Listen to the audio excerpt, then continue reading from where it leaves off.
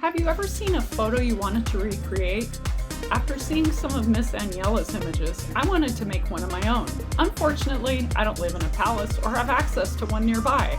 So what's the next best thing? Using Photoshop, I'll create this scene. We'll go step by step so you can do it too. But where would you find an image that's royalty free?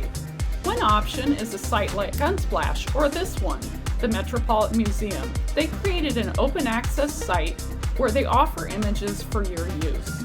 I've linked to this below along with Unsplash. So as you can see, they have all kinds of things. I've selected a room right here that's ornate, has a lot of interest.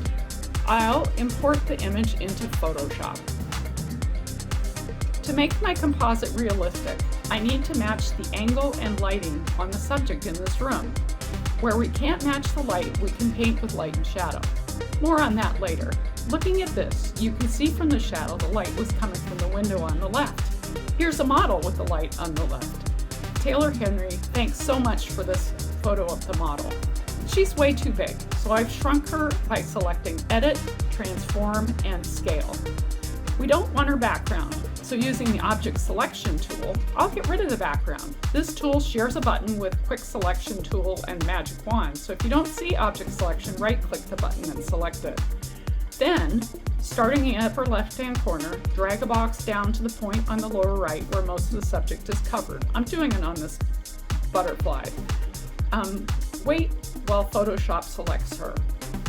However, you'll see that it didn't select the butterfly, it selected the model behind. And we don't want to cut her, we want to cut everything around her. So go up to the menu bar, click on Select, and then on Select Inverse. Now go to the Edit tab and choose Cut. The model's background will be gone.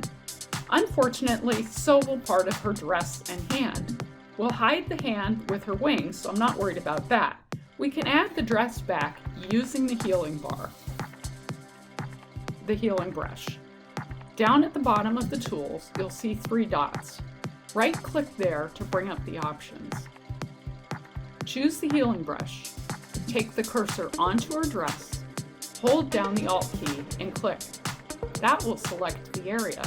Move your cursor over the missing piece, click, and drag. It will fill in the missing section. Here I go, doing it now.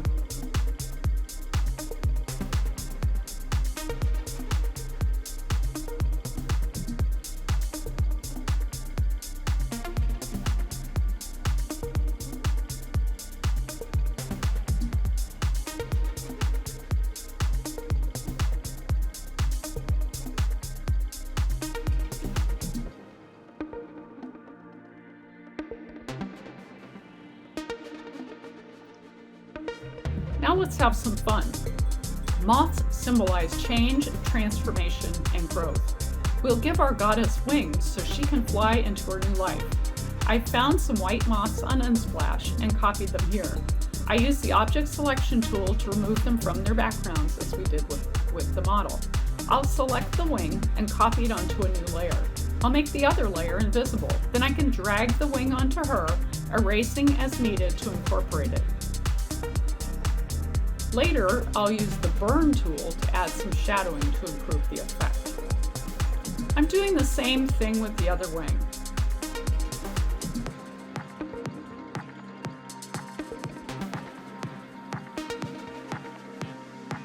So I'm shrinking down the moth, and bringing it up over the model.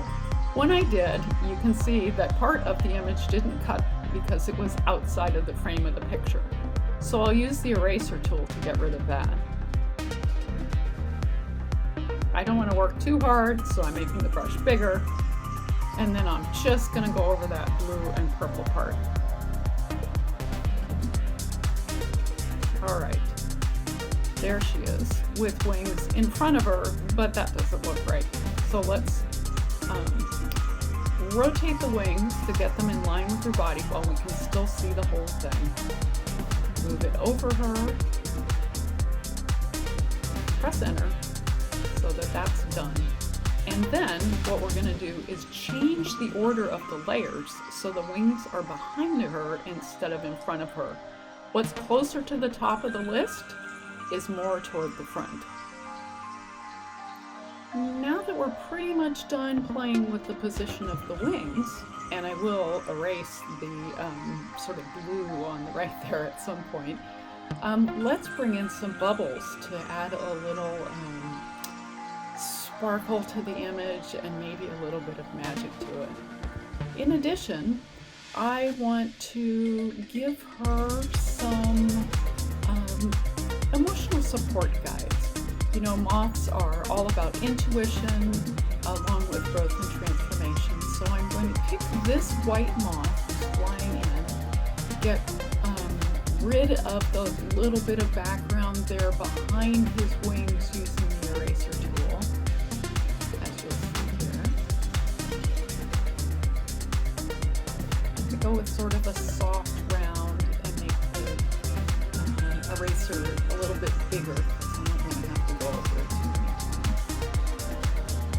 Quicker, easier, better in my book, so let's do it that way.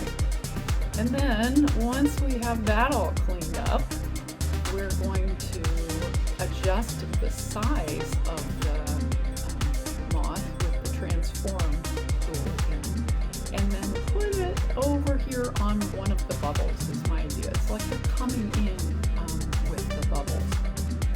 However, I find that I'm not quite satisfied with the position of the bubbles either. So once I get this moth set, I'm going to move the bubbles a little bit, and then I'll reposition the moth to fit with the bubble. Much better. Fills the room a little more, but I want to make sure her face is clear too, not covered by a bubble. So about there, I think.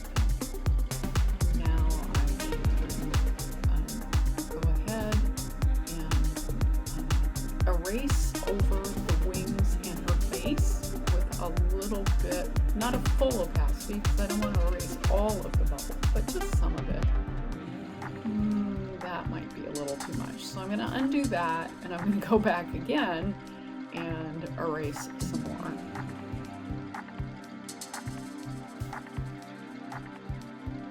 Again, adjusting the opacity. For me, it's guess and check. I think it's going to look at 50%. No, it doesn't. Okay, let's try 30%. No, that's maybe a little bit much too. 23 seems to be kind of a go-to for me if I want to erase some of the image, but not all of it. So that's what I've done. Now I'm going to go back to the moth. Not the original one, but the one that's already small. And I'm going to move it onto one of the bubbles. And I've sped up the rest of this video so you can see what I'm doing but not have to sit through all of it. What I'm doing is multiplying the moth, or I should say duplicating it, several times. You saw me on the right drag that layer down to the plus side at the bottom, and that will make a new copy of the layer. Then I can click on the moth, and using the move tool, which is at the top of the toolbar on the left, I can move the moth to the bubble I want it on. Eventually what I'm going to do is have 6 moths all around our goddess. I'm going to change some of the transparency on the moths using the opacity slider for the layer so that some look closer and some look further away. And that's pretty much it.